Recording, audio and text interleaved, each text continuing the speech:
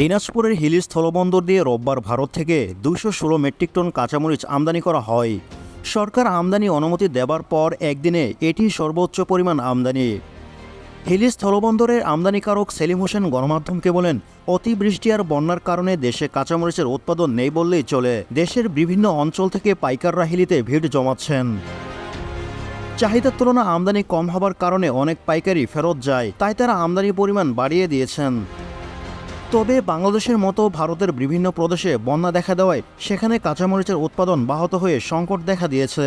VAT দায়মুক্ত থেকে লাভজনক ব্যবসা পরিচালনার বিশ্বস্ত সহযোগী দ্য রিয়েল কনসালটেশন, স্বচ্ছ ভ্যাট আইনে দক্ষ ন্যায্য ভ্যাট প্রদানে। ফলে ভারতের রপ্তানিকারকরা কাঁচামরিচের রপ্তানি মূল্য বাড়িয়ে দিয়েছেন। এদিকে হিলি স্থলবন্দরে গণসংযোগ কর্মকর্তা সোহরাব হোসেন গণমাধ্যমকে বলেন, হিলি স্থলবন্দর দিয়ে আগে প্রতিদিন 10 থেকে 12 ভারতীয় ট্রাক কাঁচামরিচ আমদানি হলেও রোববার 22 ট্রাক আমদানি হয়। এতে 216 মেট্রিক টন কাঁচামরিচ ছিল, যা থেকে সরকার অন্তত 75 লাখ টাকা রাজস্ব পেয়েছেন। এদিকে হিলি স্থলবন্দর এলাকায় কাঁচা বাজার ঘুরে দেখা যায়, খুচরা পর্যায়ে প্রতি কেজি কাঁচামরিচের মানভেদে বিক্রি হচ্ছে 210 থেকে 220 টাকা।